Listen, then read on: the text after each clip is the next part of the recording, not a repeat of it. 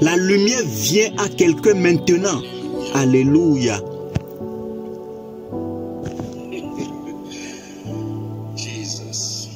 Jésus.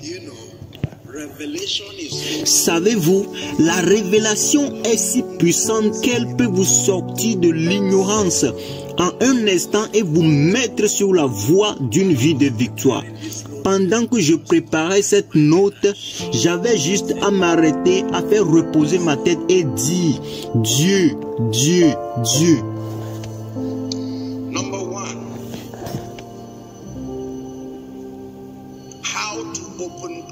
Numéro 1, comment ouvrir les portes fermées?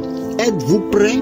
La première clé ou le premier mystère qui nous est donné par les Écritures en ce qui concerne l'ouverture des portes fermées, c'est l'utilisation des bonnes clés.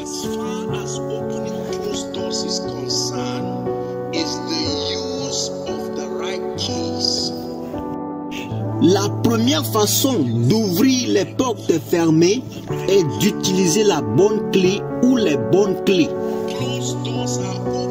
Les portes fermées sont ouvertes à l'aide des bonnes clés. S'il vous plaît, soulignez l'expression les bonnes clés. Une mauvaise clé n'ouvre pas une porte fermée, même s'il s'agit d'une clé. Alléluia. Il y a beaucoup d'entre nous qui, chaque maison, je présume, ont plusieurs portes. Et parfois, chacune de ces portes a une clé unique. Est-ce vrai?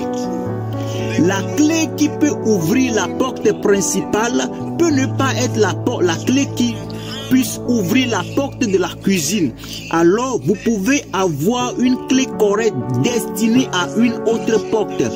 Si c'est la cuisine que vous souhaitez ouvrir, vous devez utiliser la clé destinée à la cuisine. Je pense qu'il y a eu une confusion de cela, en particulier dans le corps de Christ. Et vous m'avez entendu dire cela encore et encore. Il y a un mélange de différentes clés. Croyant que parce qu'elles sont des clés individuelles, ils peuvent ouvrir toutes les portes. Un exemple, c'est utilisant la prière et le jeûne comme les seules clés ultimes de la prospérité et de la manifestation de la prospérité. Cela ne fonctionne pas de la sorte. Non. La prière et le jeûne, en plus d'autres choses, ce sont ce qui vous garantira la manifestation de la bénédiction du Seigneur sur un individu. La prière et le jeûne seuls ne peuvent pas ôter l'ignorance. Ou bien, un autre exemple que je peux vous donner, c'est l'étude biblique sans le ministère du Saint-Esprit. Cela ne fera que vous amener à devenir une personne religieuse sans rien de puissant ou produire des résultats ou à vous soumettre au ministère de la parole et ignorer le ministère de la prière et du jeûne. Non, cela ne vous amènera nulle part. Jésus lui-même a clarifié cela de plusieurs fois. Il dit, dans cette maison, il s'appelle lui-même la parole. Et pourtant, sa vie a été investie dans la prière. Alors même qu'il est assis au trône du ciel maintenant, il ne cite pas les Écritures. Il intercède. C'est cela la valeur qu'il a pour la prière, même s'il s'appelle la parole. Sommes-nous ensemble? Donc, la première façon dont nous ouvrons les portes fermées dans ce royaume, c'est l'utilisation des bonnes clés. Apocalypse chapitre 3, le verset 7, s'il vous plaît. La Bible dit, et à l'ange de l'église de Philadelphie. Nous avons lu cela plus tôt, mais lisons ça tout simplement pour souligner quelque chose. La Bible dit que celui qui est saint, que celui-là qui est vrai, celui-là qui a la clé de David, il y a un enseignement séparé à venir à ce sujet. Donc, je ne vais pas trop parler de cela ici. La Bible dit que cette clé, celui-là qui l'a peut ouvrir et aucun homme ne peut fermer. Et il peut fermer et aucun homme ne peut ouvrir. Il faut plus qu'un désir pour que les portes soient ouvertes. Il faut la bonne clé. Que quelqu'un dise la bonne clé. Luc chapitre 11 verset 52. La Bible dit: malheur à vous, docteurs de la loi. C'est Jésus qui parle ici. Parce que vous avez enlevé la clé de la connaissance. Donc les clés se réfèrent à un corps de vérité, un corps de connaissance. Et il dit: vous n'êtes pas entrés vous-même. Et ceux qui voulaient entrer, vous les avez empêchés d'entrer.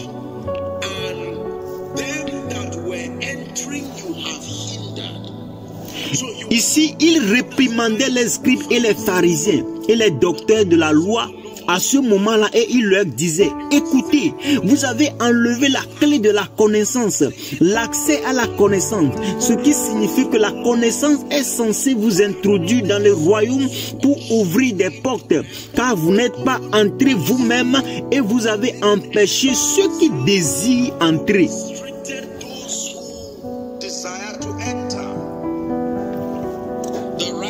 La bonne clé. Au nom de Jésus, ma prière pour quelqu'un cette année est que Dieu vous accorde la grâce de trouver la bonne clé. S'il vous plaît, criez un amen de croyant. Que Dieu vous accordera la grâce de trouver la bonne clé. Beaucoup d'entre vous ont tenu des clés, mais il se pourrait que la clé que vous teniez ne soit pas pour la porte que vous recherchez. La Bible dit, et je vous donnerai les clés du royaume. Les clés du royaume. Dans la plupart des grandes maisons, ils mettent toutes leurs clés ensemble, ou au moins peut-être une de chacune de ces clés. Et ils les mettent ensemble dans un trousseau et les gardent dans un endroit sûr. Est-ce vrai? Oui, pour que vous puissiez la voir à votre portée. Si c'est la porte principale que vous voulez ouvrir, vous l'avez là-bas. Si c'est la porte de la cuisine que vous voulez ouvrir, vous pouvez avoir la clé là-bas. Si c'est la salle de bain, vous l'avez là-bas. Pour la plupart d'entre nous, ces clés vous ont été données, mais à cause de la négligence, vous avez dispersé vos clés comme les eaux dans la vallée d'Ézéchiel. Et vous ne pouvez pas la construire ensemble pour devenir quelque chose d'extrêmement grand. C'est l'année où Dieu vous accorde la grâce de les rassembler. Alléluia. Alors la première façon d'ouvrir les portes fermées, c'est l'utilisation de les bonnes clés. Ceci parle de la connaissance, ceci parle de la compréhension, ceci parle de la foi. Vous avez besoin de connaissance et vous avez besoin de la compréhension. C'est ma prière et ma détermination cette année d'apporter la lumière comme jamais auparavant. La vérité sur vérité, ligne sur ligne, précepte sur précepte. Ici un peu, là un peu, et à la fin, que Dieu nous accordera la grâce qu'avec la lumière, nous pourrons nous lever.